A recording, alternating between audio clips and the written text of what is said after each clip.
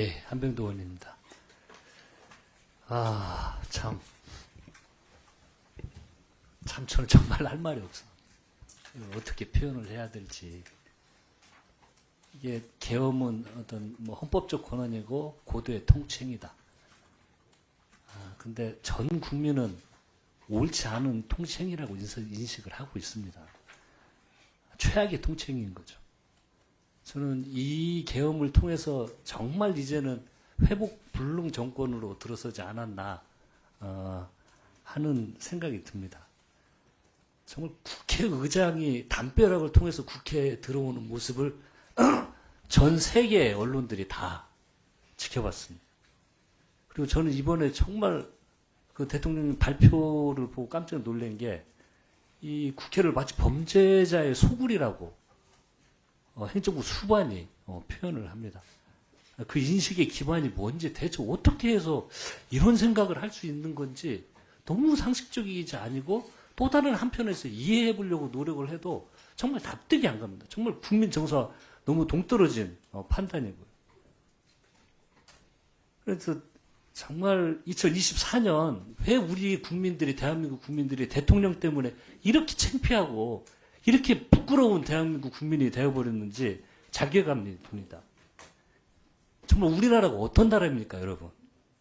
일제 식민 통치, 6.25 전쟁 이후에 세계 최고 가난한 국가에서 국민들의 피와 땀으로 세계 10대 경제 대국을 이룩한 정말 자랑스러운 나라 아닙니까? 세계 어느 곳에서도 우리가 자랑했던 대한민국 아닙니까?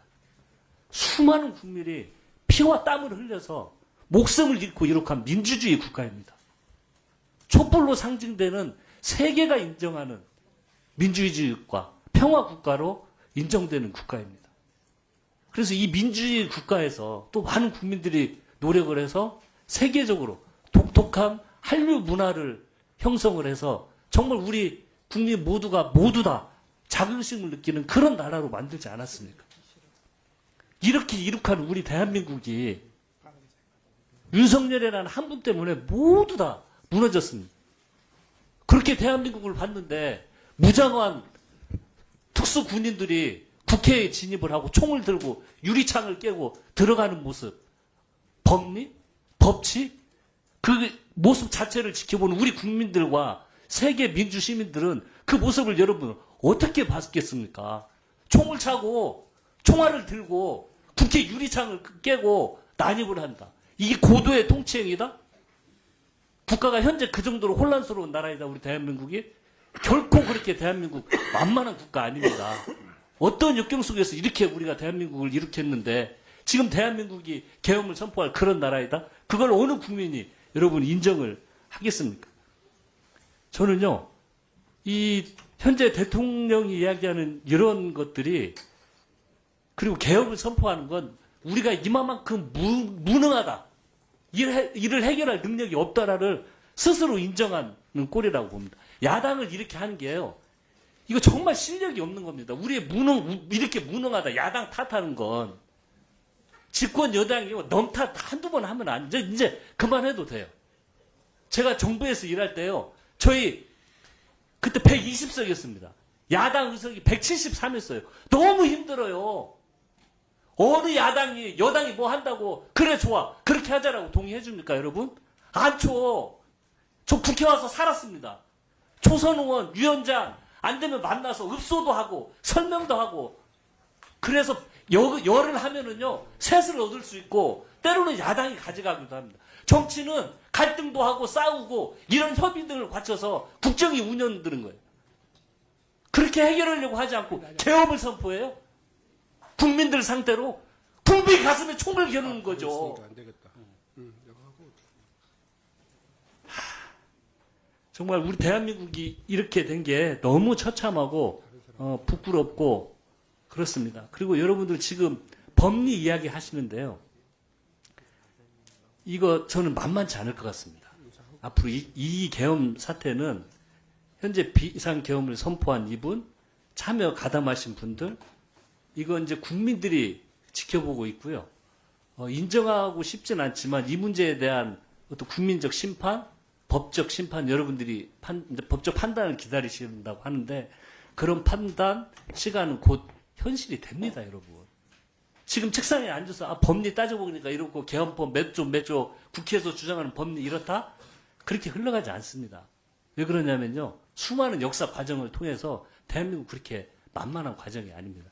여러분들이 생각하는 그 법적인 판단도 곧 이루어질 거라고 생각이 듭니다. 그리고요.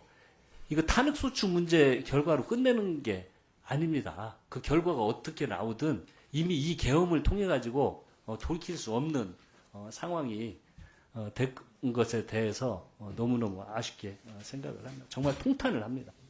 그리고 자, 제가 이번에 좀 놀랐던 게 목현태 총경님 나오셨나요? 예. 국회 경비대장 아니에요? 맞습니다. 근데 왜 국회의원들 출입을 막았습니까? 단순하게 물어보면 국회의원들은요. 답변석을 좀 나와주세요. 국회의원들 대통령이 여러분 장관님 이야기하신 것처럼 헌법적 권한으로 계엄을 했고 또 국회의원들은 헌법 제 77조에 따라서 그걸 해제할 권한 헌법적 권한을 행사하러 국회에 들어온 거잖아요. 그죠? 맞습니다. 왜 막아요? 그때 누구 지시했습니까? 누구 전화 왔었어요? 막으라고. 국회를 누가 통제하라고 누가 지시했어요? 예, 먼저 국회 경비대장으로서 의원님들의 안전한 의전 활동을 아니 그런 얘기 하지 말고 국회의장님이 못한 것에 넘어서 대해서 누구한테 죄송하게 생각합니다. 할 이야기도 없고 예. 누구 지시했습니까? 네? 지시를 누구 지시 받았어요? 국회 경비대장. 예, 저희들은 서울청 지휘망에 따라서 그럼 서울청장이 지시했습니까? 결과적으로는 그렇게 생각을 합니다. 서울청장은 그럼 독자적으로 결정하셨습니까? 청장 지시를. 제가 지시한 겁니다. 예. 그 언론에 전에는 서울청장이 했어요. 예. 아닙니다. 처음부터 제가 필요한 조치를 하라고 제가 그럼 예. 처음부터 예.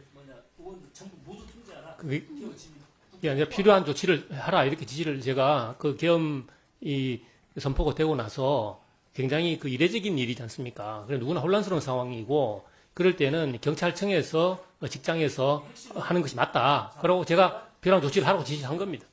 국회의원 따질 것도 않고 전체를 다 통제를 한 거죠. 처음에는 혼란스러운 상황이니까 현장에서 전체를 통제를 했는데 한 19분 후에 서울청장이 이것은 법적 권한이 없다 해고 저한테 건의를 해서 오케이 그러면 국회 상시 출입자는 출입을 허락해라고 지시한 겁니다. 국회의원이 계엄 해제를 요구해서 표결을 해야 되는데 거기도 대상이 된 겁니다. 그렇죠. 결과적으로 그렇게 된 겁니다. 예. 됐습니다.